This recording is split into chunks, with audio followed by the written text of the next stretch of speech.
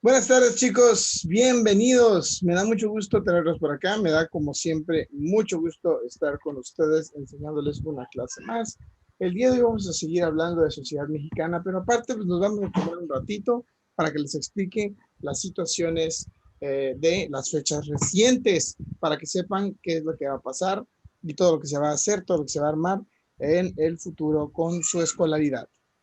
Primero que nada, chicos, recuerdan que estábamos y que hemos estado hablando acerca de la sociedad mexicana y que la semana pasada empezamos a hablar de estos elementos que componen a la sociedad mexicana y después aprendimos que la economía forma parte o también puede ser conocida como la columna vertebral de la sociedad mexicana. Pues el día de hoy hablaremos del gobierno mexicano, el sistema político de nuestro país. México es un país complicado. Ayer hablábamos de él precisamente.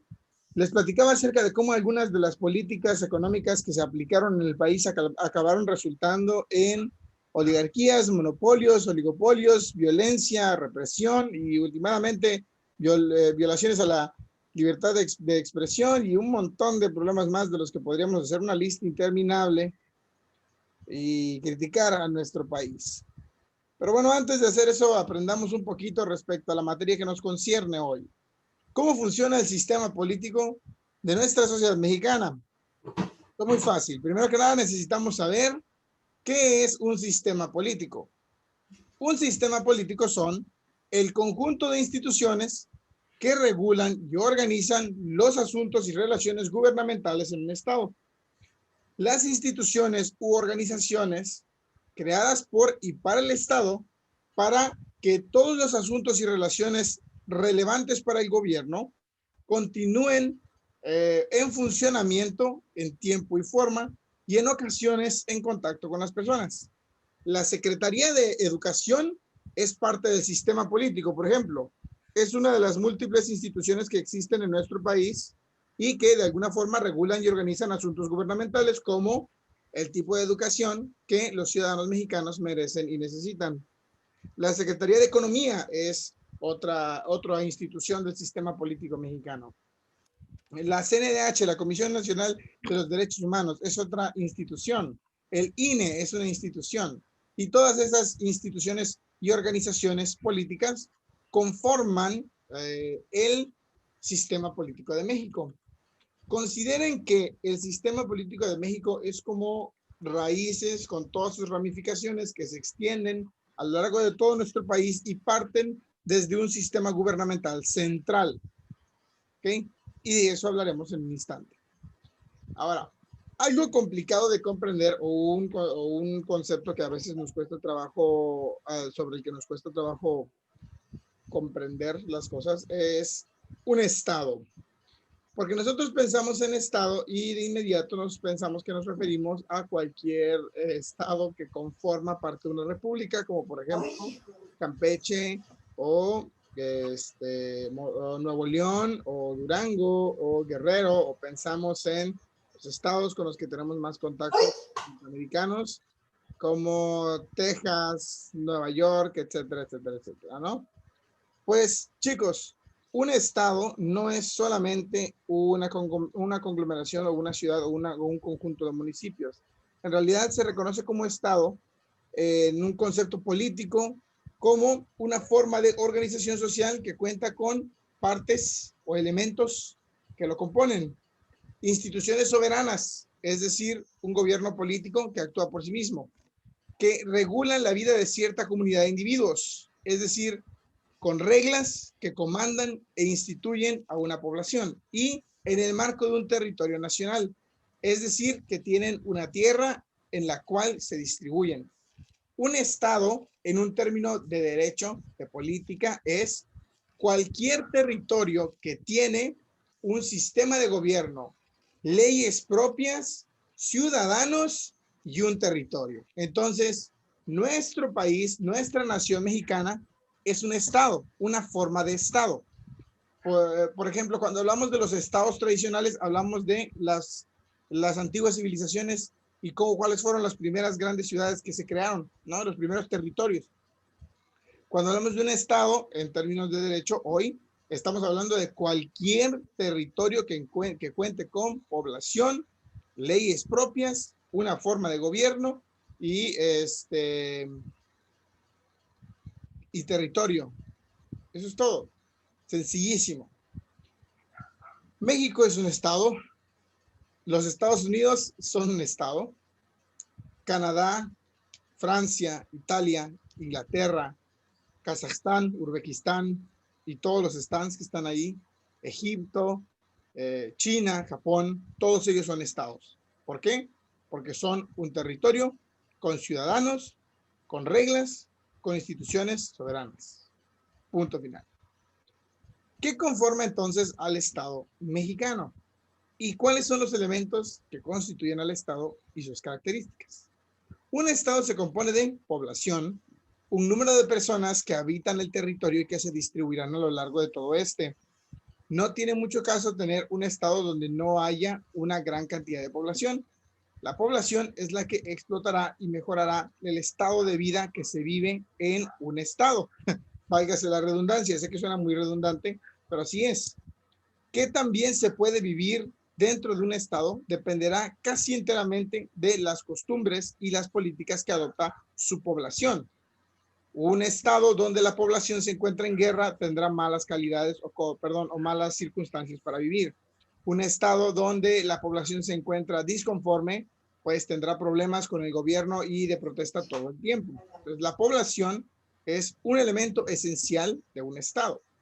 A un estado también lo compone su territorio, y el territorio de un estado se establece con áreas limítrofes. Son estas fronteras que se crean entre estados y estados para que puedan tener autoridad y soberanía encima de su propio territorio. Luego están las leyes. ¿Qué son las leyes? Es el derecho, el conducto de normas y reglas que pretenden regular la conducta de los ciudadanos que habitan dentro de un estado. Estas leyes son soberanas, es decir, que el estado puede escogerlas, crearlas, modificarlas y aplicarlas en su territorio. Obviamente, el Estado solo puede aplicar sus leyes dentro de su territorio y a su propia población. Es decir, que fuera de su territorio, México no puede hacer valer la Constitución mexicana, por ejemplo, ¿no? Y por último, un Estado debe de poseer un gobierno soberano, es decir, una forma de sistema político que no se vea influenciado ni afectado por ningún otro país y que no dependa de ningún otro para proceder. Antiguamente, México era parte del colonialismo. Cuando los españoles nos conquistan, transforman a nuestro país en la Nueva España y establecen colonias. Es decir, nosotros le pertenecíamos al reino y al imperio español, y cualquier decisión que se tomara dentro de la Nueva España tenía que consultarse primero con las reglas del gobierno español, del imperio español. Por lo tanto, no éramos un gobierno libre y soberano. No poseíamos soberanía. La soberanía es quizá una de las características más relevantes y más importantes de cualquier estado. Incluso si en un estado existieran territorio, leyes y población, pero no existiera soberanía, no podría ser considerado un estado. Ahora, ¿cuáles son las características de la soberanía y libertad? Número uno, se dice que hay soberanía cuando el Estado es independiente para crear sus propias leyes y controlar sus propios recursos sin que exista ningún tipo de obligación hacia otros estados. Cuando México decide a quién venderle sus productos y con quién intercambiar y comerciar, está ejerciendo su soberanía. Cuando México modifica leyes para beneficiar a los mexicanos y, por ejemplo, a los inmigrantes que llegan a nuestro país, está haciendo uso de su soberanía. Pero la soberanía al mismo tiempo reside en el pueblo y los gobernantes que ellos eligen. La soberanía es la voluntad de escoger sobre uno mismo. Pero ¿cómo puede uno escoger sobre uno mismo cuando somos tantos millones de personas en tan gran espacio? Bueno, pues la soberanía reside en realidad en el gobierno democrático que nosotros tenemos como parte de la República Mexicana. El gobierno democrático quiere decir que cada determinado tiempo los ciudadanos del estado o de los municipios, estados y el país escogen a sus dirigentes y regentes, que son los que se encargan de tomar las decisiones por ellos. Nosotros escogemos a nuestros representantes y nuestros representantes son los que eligen cómo proceder según nuestra soberanía. Por supuesto que nosotros como mexicanos nunca votaríamos por otro mexicano que no represente nuestros intereses y que por lo tanto no nos interese como candidato. Votaremos y ganará lo que diga la mayoría según la soberanía que ejercida por la mayoría de los ciudadanos. Es decir, que el simple hecho de poder decidir quién va a decidir por nosotros es ejercer nuestra soberanía y libertad. Sin la soberanía y la libertad, un Estado se reconoce como un Estado fallido, un Estado donde la vida no es vida. Y bueno, eso es terreno minado que pisotear. Hay algunos lugares donde se vive sin soberanía y libertad y se puede considerar que es un Estado, pero es un Estado fallido, es un Estado represivo, es un Estado agresivo, es un Estado donde se vive mal, así de fácil, donde no hay soberanía, no hay libertad, nadie puede decidir sobre sí mismo, nadie puede actuar sobre sí mismo y pues es terrible, es un estado de vida que nadie se merece. Entonces, chicos, México está dividido de una forma democrática y somos una república, dicen en el chat como Venezuela, prof. Sí, Venezuela vivió durante mucho tiempo bajo una dictadura militar producida por Chávez y perpetuada por el actual presidente, un presidente dictador electo que está bastante loco ese hombre, por cierto, ¿eh? Y bueno, Venezuela es un pequeño ejemplo. A mí me gusta más mencionar países como Corea del Norte, donde literalmente, por ejemplo, Kim Jong, el siguiente dictador, el último dictador de Corea del Norte, pues literalmente regula todo. Ese compadre hace y deshace a su voluntad, puede desaparecer gente y ejecutar personas y nadie le dice nada. O sea, ni siquiera se arma un escándalo, no se puede. No, ni siquiera salen los periodistas a decir nada porque saben que los van a matar también. Entonces es terrible. Sí, Nicolás Maduro, no recordaba su nombre, fíjate, precisamente. Qué bueno que me lo recuerdas, Juan José. Ok, chicos. Ahora, México es una república democrática y el sistema político mexicano se regula principalmente por dos elementos propios. Ahora, antes de continuar, tengo que explicarles lo siguiente. A partir de este momento, nosotros estaremos hablando del gobierno mexicano que está en la punta. Al ser nosotros una república, quiere decir que hay múltiples estados dentro de un estado más grande. Y si bien todo México se regula bajo las leyes principalmente establecidas en el sistema político mexicano, cada pequeño estado dentro de México tiene su propia versión del sistema político, donde tienen como estos ciertos derechos de soberanía que se mantienen intactos durante un tiempo, pero que tienen limitantes dados por la Constitución mexicana. O sea, por ejemplo, si un gobernante puede decidir y actuar sobre su propio estado, o sea, el gobernante de Campeche, el gobernador de Campeche puede decir, pues en Campeche se va a hacer esto, se va a hacer lo otro, y Andrés Manuel López Obrador, por ejemplo, no tendría por qué estorbar la soberanía del gobernador de Campeche, siempre y cuando no se dañen los intereses mayoritarios encontrados en el sistema político como núcleo, que son, por ejemplo, la Constitución mexicana. El gobernador de Campeche no puede decir, pues yo digo que matemos a todos los ciudadanos de Campeche. Obvio, no.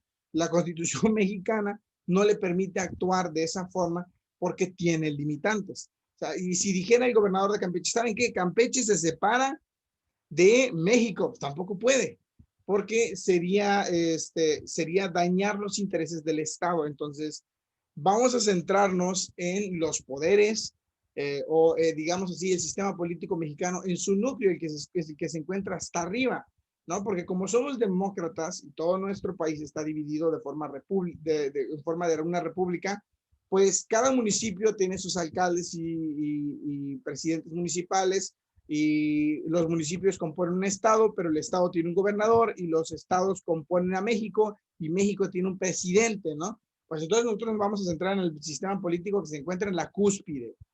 Y el sistema político mexicano se constituye en general en todo México a través de estos dos elementos relevantísimos.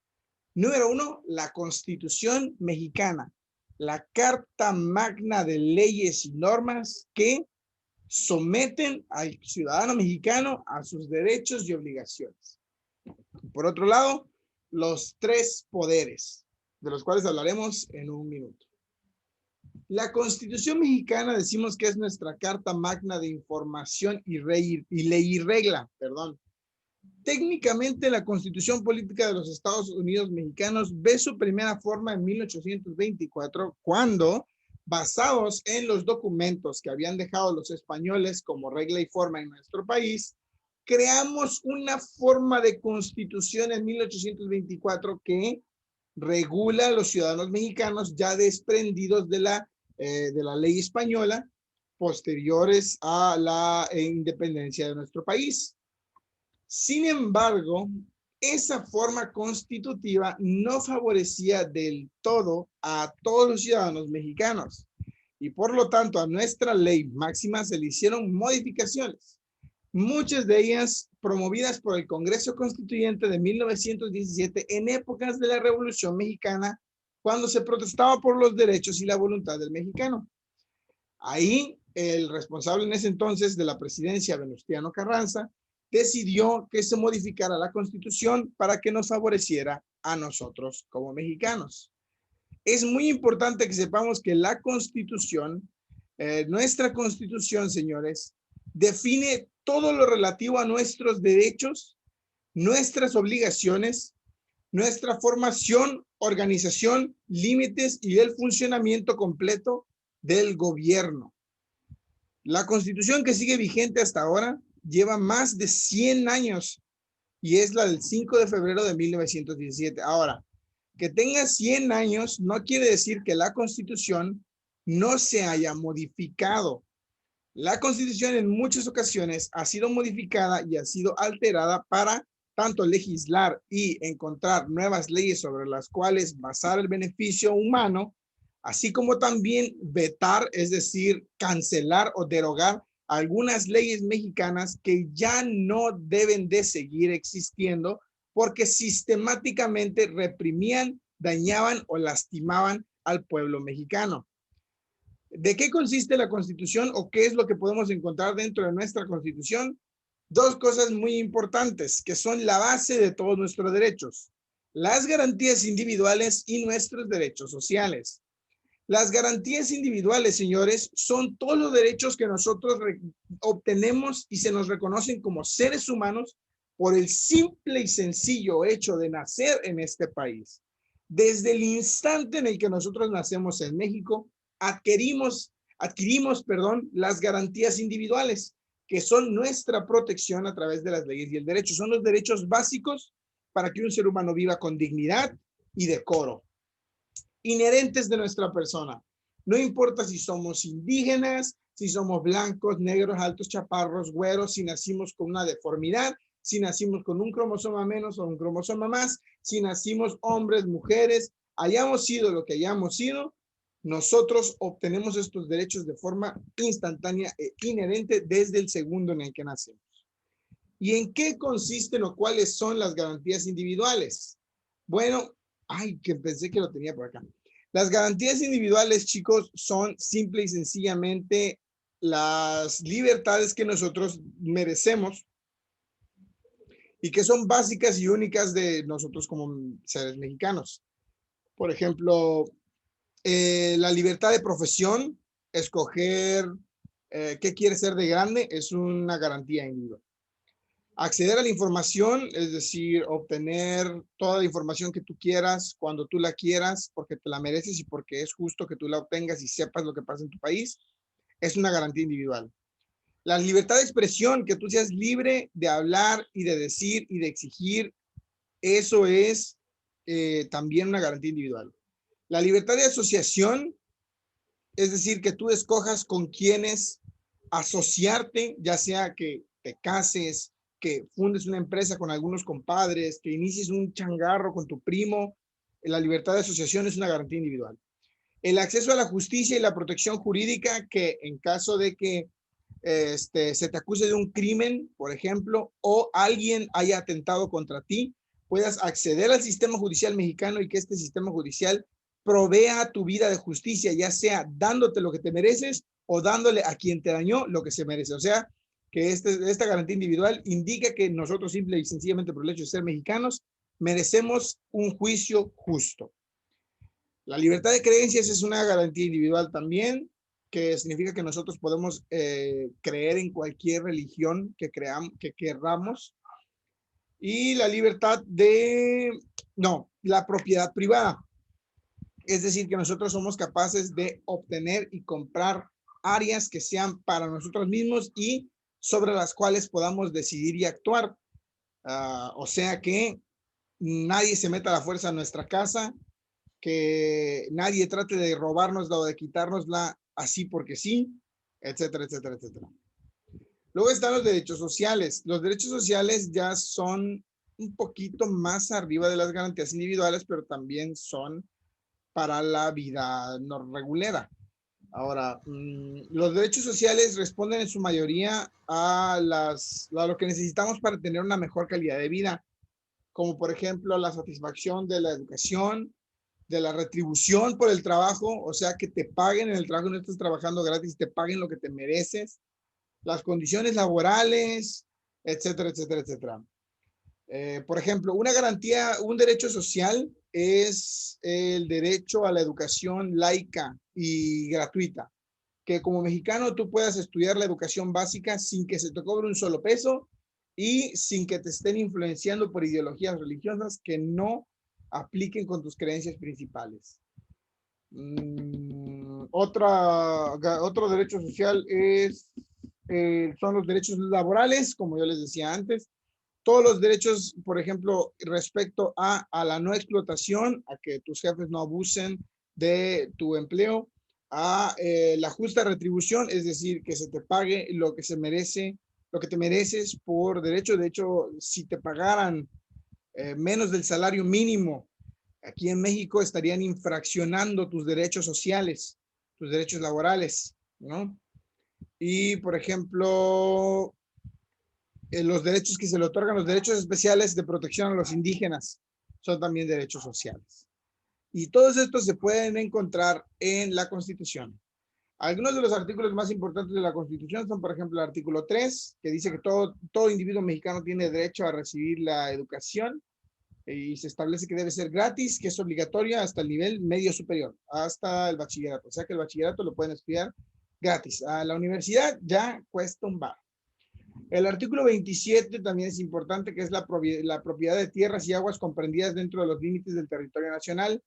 Es decir, que todas las aguas que se encuentran dentro de nuestro territorio, todas las tierras que se encuentran en nuestro territorio, todas las propiedades privadas, las propiedades ejidales y la expropiación incluso son parte de México y nadie nos puede estar quitando nuestro territorio.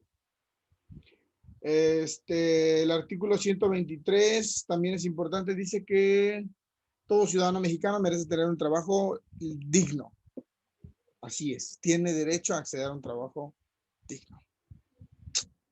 Me encanta hablar de la Constitución mexicana. Ojalá habláramos más de ella. Ok, muy bien. Ya que conocemos la institución política de los Estados Unidos, la Constitución de los Estados Unidos mexicanos, vamos a brincarnos a la segunda parte, a los tres poderes, el sistema que nos compone. Señores, México se divide en tres. Los poderes mexicanos son estos que pueden ver acá. Este es el sistema en el que nosotros hemos basado nuestras creencias, pero no es el sistema que siempre aplicó en nuestro país. Hoy en día conocemos los tres poderes e incluso hablamos de un cuarto poder que son los periodistas y los medios de comunicación, pero antes los tres poderes no eran tres poderes. Anteriormente el gobierno mexicano funcionaba de forma unificada en un tipo de sistema político que se puede referir a sí mismo como el presidencialismo. Es decir, que el gobierno y el sistema político lo ejercía un solo partido. El Congreso de la Unión, los legisladores y la Suprema Corte, los jueces de la Suprema Corte y los senadores, todos eran y formaban parte del mismo partido político. En ese entonces, el Partido Nacional Revolucionario fue el que presentó la primera forma de desafío, digamos así, al Congreso que existía en ese entonces, pero Ah, ok, ya, lo voy a decir así nomás. Escuchen, chicos. El sistema presidencialista consiste en lo siguiente. Unos canijos se agarran del poder y no lo sueltan. El Partido Nacional Revolucionario, después conocido como PRM y hoy conocido como Partido Revolucionario Institucional, es decir, el PRI, se agarró del sistema presidencialista para hacer de nuestro país lo que se le diera la gana por más de 70 años. ¿Cuándo se modifica la Constitución? En 1917 se establece un sistema presidencialista, que quiere decir que el poder absoluto se encuentra en el poder ejecutivo. El presidente tiene mayores atribuciones y decisión por encima del poder legislativo y judicial. Y naturalmente goza de la capacidad tanto como para manipular la Constitución mexicana, como la capacidad de controlar el Congreso, a la Suprema Corte, y esta forma de gobierno duró 70 años. A eso se le conoció como la dictadura perfecta. A un sistema que decía que existía la democracia y que éramos una república, pero en realidad era un solo partido con todas las caras distintas, decidiendo y tomando todas las decisiones le conviniera o no al pueblo mexicano. Ustedes saben que por naturaleza la asociación y el colectivismo, es decir, cuando se juntan muchas personas o pertenecen muchas personas al mismo círculo, es más fácil que se tomen decisiones conglomeradas. Si el presidente electo era del PRI, todo el mugroso Congreso de la Unión era del PRI y toda la Suprema Corte era del PRI, ¿qué esperaban que pudiera lograrse? ¿O cómo se impartiría la justicia si todos estaban dados de la mano, todos estaban aliados? El gobierno lo ejercía todo un solo partido, que desde la presidencia manipulaba, modificaba e impartía justicia. ¿Se imaginan lo que es tener el poder para ajustar las leyes a tu santa voluntad, hacerle lo que quieras al país y tener la seguridad de que no importa qué tan mal te portes, nunca te va a perseguir la justicia, porque la gente que imparte justicia es gente de tu nómina también? Pues eso es lo que nos hizo el Partido Revolucionario Institucional, con diferentes nombres, con diferentes caras, pero por 60 años se mantuvo en el poder desde 1929 hasta 1997, cuando Vicente Fox ganó la presidencia y por primera vez desaparecimos al dinosaurio que era el PRI. El poder metaconstitucional del presidente es algo sobre lo cual no podemos volver a caer. Ridículo es que una sola persona ostente todo el poder y unifique al gobierno de una forma que ellos puedan torcer, manipular y corromper las leyes sin sufrir ninguna consecuencia. Pueden decir lo que quieran del actual presidente, pueden decir lo que quieran de los presidentes anteriores, pero no pueden negar que el Partido Revolucionario Institucional nos ha estado pateando y pisando el cuello los últimos 70 años. Una y otra vez nos han demostrado que cuando el sistema presenta ruptura, no dudan en agarrarnos del pescuezo y sacudirnos hasta que caiga la última moneda. Pueden exprimir a los mexicanos tanto como se les dé la gana, y es muestra de ello que las leyes no se habían modificado durante tantísimos años y existiera tanta impunidad, tanta dificultad y tanta represión y opresión. Te portabas mal, te desaparecían. Descubrías algún negocio negro que tenía algún gobernador, te desaparecían. Querías hacer las cosas diferentes como Colosio, te mataban.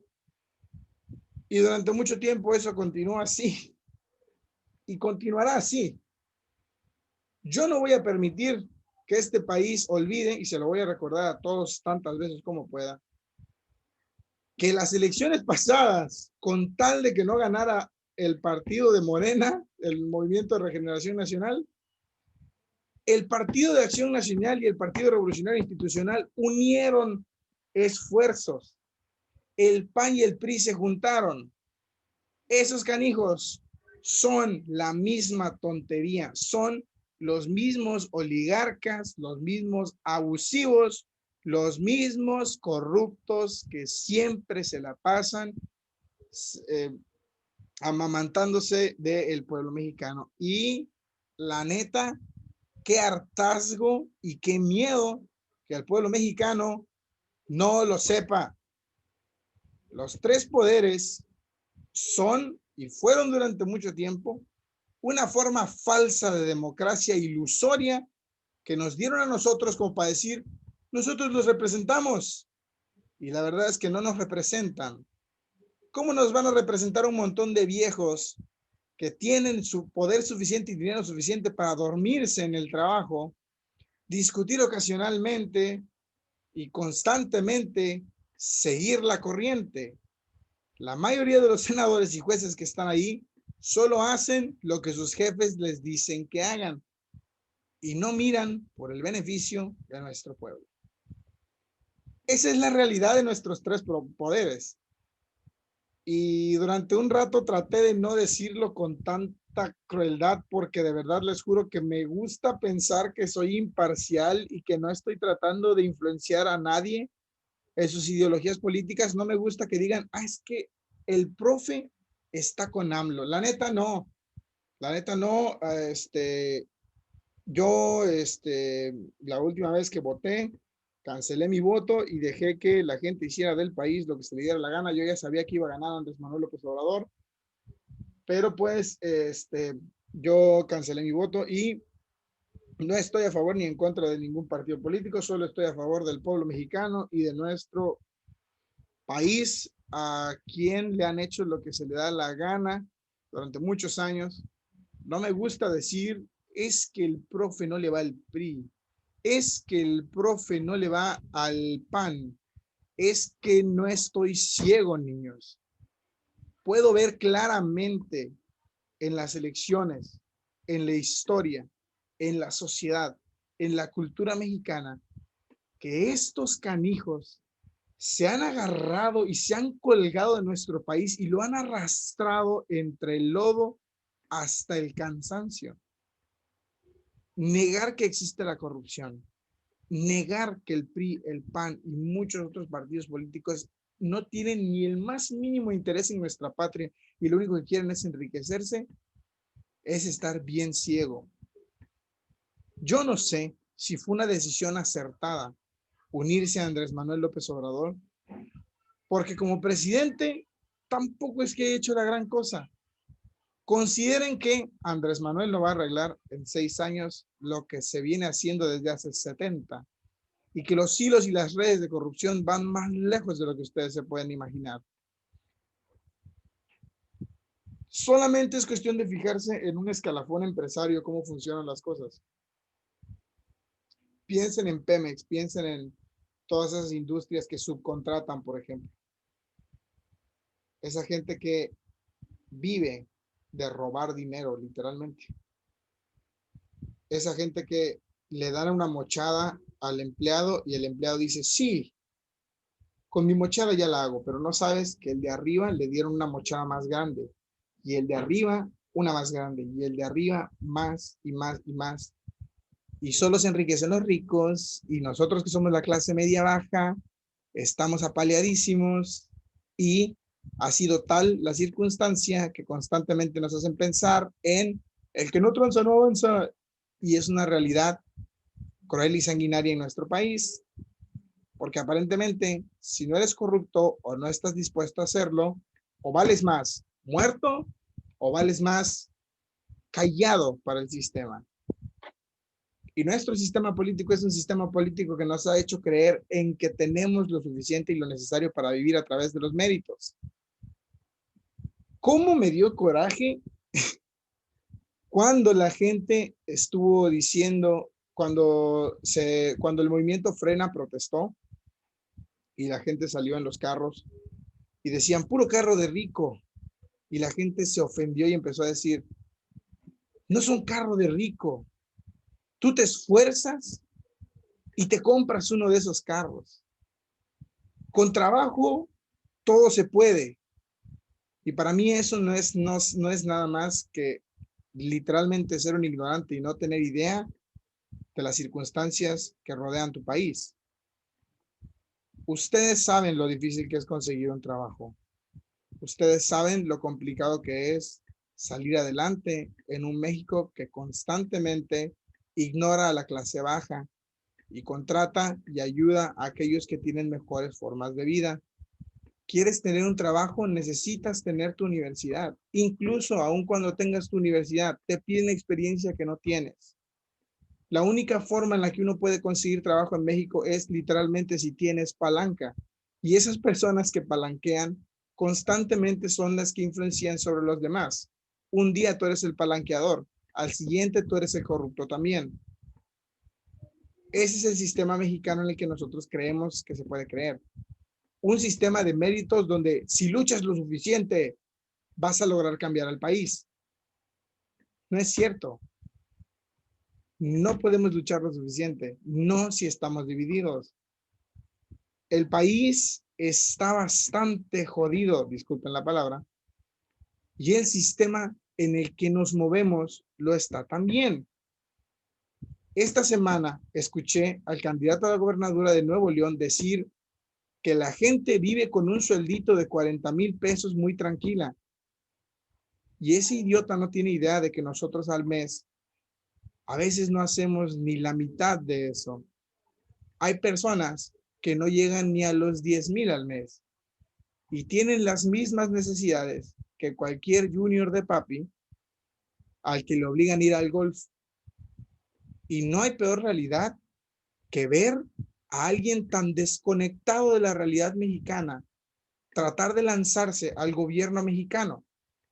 ¿Cómo podría un imbécil, perdónenme otra vez, que no tiene idea de cómo vive el mexicano, representar al mexicano en el gobierno? Es impensable. ¿Qué va a saber un tipo como ese de nuestras necesidades si creen que tener un sueldito de 40,000 es tener una vida digna? Y esa es la realidad de nuestro gobierno, chicos. Idealmente, existirían 3 poderes que se encarguen de que el país funcione, pero con la corrupción, con todo lo que nos han hecho y con las circunstancias en nuestra nación, el panorama no pinta muy bien. Y esa es la verdad. Ok, leo el chat, dice Juan José, ayer PRI, PAN y PRD anunciaron su alianza para ir en contra de Morena. Están desesperadísimos por regresar al poder, van a hacer lo que tengan, lo que crean necesario. Dice Carmen, tengo sus propias ideas, sus mismas ideas, profe. Qué bueno, Carmen, siempre esfuércense por generar sus propias ideas, pero estén atentos y escuchen a todas las personas a su alrededor también. No solo a partir de lo que yo digo, es que lo dijo el profe, no soy la única persona que opina el tema. Investiguen un poco más, lean un poco más, no se queden con una sola realidad, siempre pensamiento crítico. Haciendo un lado de la realidad mexicana, les voy a explicar idealmente cómo funciona o cómo se supone que funcionan los 3 poderes. El comentario que les hice y toda esa charla de que México es bien corrupto y está de la fregada, es en realidad cuestionar si realmente funcionan los 3 poderes. Eso no quita que teóricamente, es decir, legalmente y no en la práctica tal vez, pero sí en la teoría, México no tenga un buen sistema político. De hecho, el sistema político de los 3 poderes a mí me parece muy bueno, me parece muy apropiadamente aplicado. El problema es que en México somos muy corruptos. La división de los 3 poderes consiste en lo siguiente. Primero, el poder ejecutivo. El poder ejecutivo se deposita en una sola persona, a quien denominamos, según el artículo 80 constitucional, presidente de los Estados Unidos mexicanos. Ese canijo es el jefe de Estado, el presidente, el representante de nuestro país delante de los demás países y tiene facultades sobre la seguridad nacional y las relaciones exteriores e internacionales que existan en nuestra nación. El presidente es el jefe de gobierno. Tiene facultades económicas, tiene facultades judiciales, tiene facultades legales y legislativas, y además es el jefe de todo el aparato gubernamental. Tiene un gabinete, tiene un equipo, y las dependencias y las entidades paraestatales que existen dentro de México siempre le acaban rindiendo cuentas a él. El presidente se elige cada 6 años, cada sexenio, por la mayoría en una votación democrática donde nosotros como mexicanos escogemos al candidato de nuestra preferencia y el que más votos tiene, obtiene el poder ejecutivo. Según el artículo 82 de nuestra Constitución, los requisitos para ser presidente son ser ciudadano mexicano de nacimiento, tener 35 años cumplidos, no puede haber un presidente menor de 35 años, haber residido en el país mexicano al menos durante el último año, no ser ministro de culto, es decir, no ser un padre, ni un pajecito siquiera, ni nada relacionado a la religión. No estar en un puesto militar activo, es decir, no puede ser un general, no puede ser un capitán, no puede ser un coronel. Tiene que, al menos, si se quiere postular, renunciar a su cargo militar, lanzarse a la presidencia y hacer 6 mínimos fuera del orden militar, porque sería darle demasiado poder a ese güey. Y dejar el puesto de gobernador equivalente en el que se encuentren. Por ejemplo, si quieren brincar de gobernador a la presidencia, tienen que renunciar a su posibilidad del gobierno de ser gobernador. Y por supuesto, ya dije ser un ciudadano mexicano. Pues sí, esos son todos. Es fácil. Ser ciudadano mexicano, no ser militar, no ser religioso, tener 35 años como mínimo, residir en el país. Y si ya estás en la política, dejar tu actual puesto. Esos son los requisitos para ser presidente de la República Mexicana. Se encuentran en el artículo 82 constitucional. Ahora, el presidente de la República Mexicana tiene ciertas facultades y obligaciones. Estas facultades y obligaciones se encuentran en el artículo 89 constitucional. Dice Juan José, ser un político rico. Parece que sí. Y pues sí, estos son los detalles mínimos, los legales. Ya lo demás es pura faramaya. Les decía, el artículo 89 constitucional detalla que un presidente puede facultar y promulgar las leyes que expide el Congreso, nombrar y remover a su gabinete, nombrar diplomáticos, funcionarios, ministros de Hacienda, procuradores generales de la República, miembros del Ejército y la Fuerza Aérea, todo siempre y cuando tenga la aprobación del Senado, por supuesto. ¿Qué más? El presidente se encarga de la política exterior y es el que da la cara en todos los tratados internacionales. O sea que entre presidentes es donde usualmente se hacen los tratados internacionales. Por eso AMLO se sienta con Donald Trump a platicar. Bueno, ya no, ahora lo hará con Joe Biden, ¿no? Ahora, entre las obligaciones de ser presidente está preservar la seguridad nacional y declarar guerra cuando es necesario. Eso está chidísimo, ¿eh? El presidente puede decir, entramos en guerra con tal país y se hace, obviamente, con el permiso del Senado. O sea, no puede simplemente decirlo y ya se armen los trancazos, no. Como dije, él dirige la política exterior, convoca al Congreso a sesiones extraordinarias para promulgar y aprobar leyes y facilita todo lo necesario al Poder Judicial para ejercer y promover la justicia en todo el país. O sea que el presidente debe de otorgarles los privilegios y los materiales al Poder Judicial para que se haga justicia.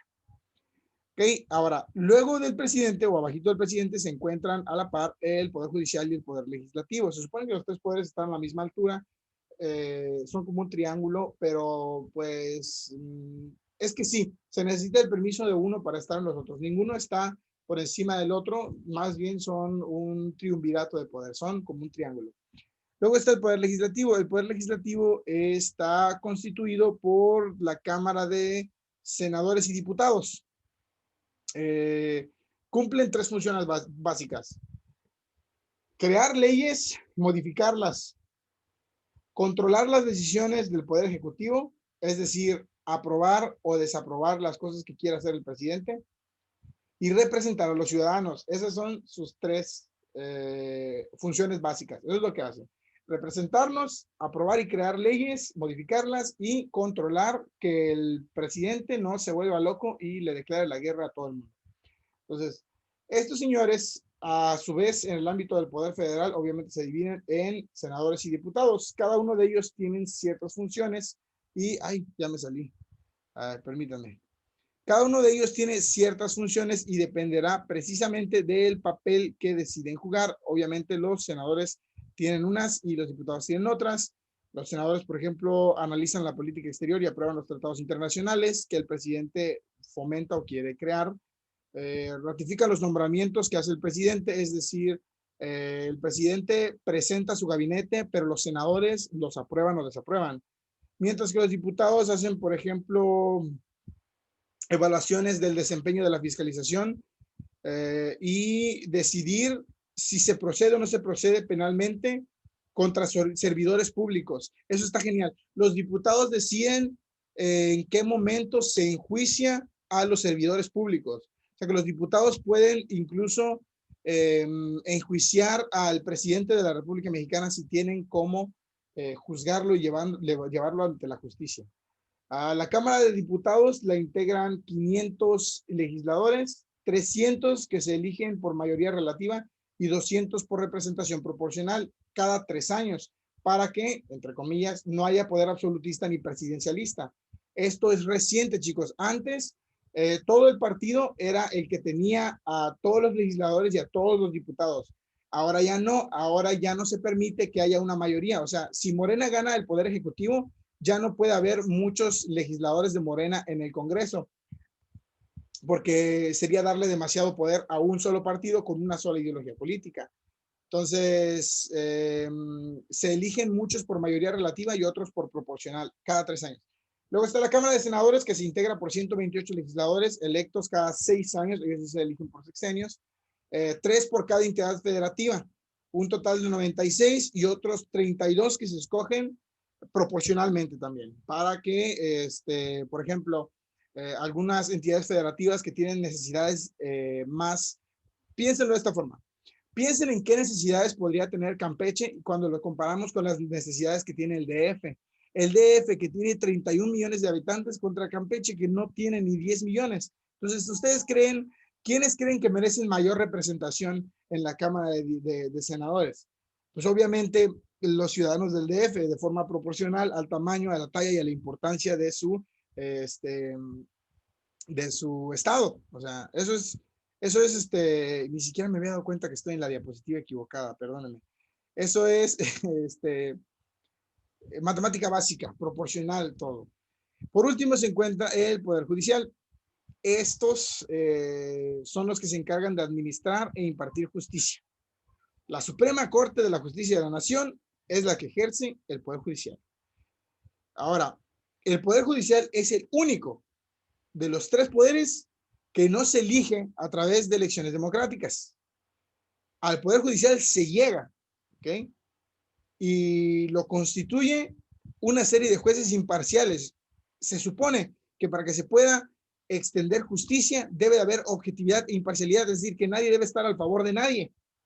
Y por lo tanto, debe de estar lejos y distanciado de cualquier partido político que pueda afectar en el juicio y las decisiones que se toman al impartir justicia en el Poder Judicial. El Poder Judicial se encarga de todos los casos donde se vulneren los derechos o no se cumplan las obligaciones de los servidores públicos. Si un presidente desfalca dinero, el Poder Judicial lo enjuicia. Si un senador no cumple con su responsabilidad de representar a los ciudadanos, el Poder Judicial lo enjuicia y así sucesivamente. ¿Okay? Esto se establece en el artículo 94 de la Constitución mexicana. ¿Saben qué? Me da miedo decir los artículos porque a veces me confundo y pienso que alguno de ustedes va a sacar su Constitución y no, eso no dice, profe, me va a corregir, pero estoy casi seguro de que es en el artículo 94 donde se indica que el Poder Judicial se deposita en una Suprema Corte de la Justicia en el Tribunal Electoral. Y eso es lo único que sé del Poder Judicial. Entonces, idealmente, chicos, como les decía antes, el gobierno mexicano no está mal. El sistema político mexicano no está tan roto. El problema es que en su aplicación, en su práctica, tiende a ser falible, tiende a tener ciertas fallas, principalmente que principalmente surgen por la corrupción. Ya sé que suena como peje zombie cuando digo que la corrupción y la mafia del poder, pero ¿saben qué? Ese viejito, así como lo ven que se distrae, que se detiene y que a veces dice cosas muy raras y muy ilógicas, tiene razón, la mafia del poder existe, banda. La corrupción existe en todas las esferas de la vida mexicana y no debería de existir. Que AMLO no lo va a corregir, la neta no. Y que AMLO no ha sido el mejor presidente, la neta tampoco. Han habido muchos problemas sociales con los que ese güey no ha hecho nada ni se ha pronunciado. Todos los problemas que montaron las feministas y todas las veces que intentaron llegar al Congreso y llegar a moverle el tapete a quienes nos representan, AMLO no dijo nada. Cuando resultó el desastre de la inundación en Tabasco, AMLO se expresó pésimamente mal. En la reunión que tuvo, donde dijo que Benito Mussolini se llamaba así por causa de Benito Juárez y que era impulsado por algunas de las ideologías mexicanas, no era mentira, pero no venía ni al caso. O sea, no ha sido, ya no es el mismo orador elocuente que era antes. Y de repente dice algunas cosas que sí es cierto que el público ya más está esperando que cometa un error para criticarlo. No se olviden que anterior al PG tuvimos un presidente peor. Enrique Peña Nieto decía cosas más ilógicas, estando más joven, sabiendo, se supone lo mismo de política y bueno, al menos yo atribuyo a AMLO su falta de palabra en su edad, porque si ustedes escucharan las cosas que decía AMLO cuando fue gobernador del Estado de México, del hoy Estado de México, antes del Distrito Federal, ese compa decía unas cosas y tenía una mentalidad impresionante. Yo creo que si lo hubiéramos dejado ser presidente hace 18 años, no lo hubiera hecho tan mal, pero ahorita como que ya se le va el tren, como que de repente el hámster se le detiene, le aparece el simbolito ese de cargando, el Windows se le apaga y de repente dice cosas que ni al caso, pero mal presidente, así mal, tampoco ha sido. Que sea el peor presidente, la gente dice, el peor presidente de la historia mexicana. ¿Cómo son cínicos, caramba, no? Que al menos AMLO no ha hecho ninguna matanza. Es lo mínimo que puedo decir. AMLO no ha hecho ninguna matanza. El PRI hace matanzas cada 15 días.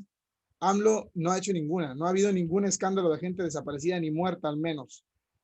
¿Han habido muchos muertos por el narcotráfico? Sí. Muchos periodistas desaparecen por el narcotráfico y nadie dice nada. Desde que inició el gobierno de AMLO han desaparecido montones de periodistas, eso es verdad, pero pues tampoco se le han atribuido a él de forma directa ningún escándalo como literalmente le ha pasado a muchos de los presidentes en, en la historia de México. O sea, que no es bueno, tal vez tiene razón, pero malo lo que se dice así, malo, tampoco ha sido. Denle chance de que hable, eso es lo que digo. Y no le hagan siempre todo el caso porque sí, ya está viejito y de repente sí dice cosas raras. Bueno, chicos, con eso terminamos la clase de hoy, pero no se vayan que les tengo avisos. En conclusión, nada más como para concluir, nuestro país tiene un sistema político funcional, pero nuestros dirigentes y gobernantes lo han encaminado terriblemente mal. ¿Estamos a tiempo de arreglar nuestro sistema? Claro que estamos a tiempo. ¿Podríamos hacer algo mejor por nuestro país? Por supuesto. La impunidad resulta de nuestra irresponsabilidad hacia el sistema. Si nosotros nos diéramos cuenta de que somos los responsables de tomar todas las decisiones en nuestro país, podríamos hacer del país mexicano un lugar mejor. Si no, para nosotros mismos, para el pueblo que viene después de nosotros, para nuestros hijos, para nuestros nietos, para la gente que se la va a ver más recio en un gobierno más complicado. Es una época muy complicada. Eso es todo lo que voy a decir y espero que lo que hayamos aprendido hoy les sirva para construir su propia opinión respecto a la política mexicana. Aquí se acaba la grabación.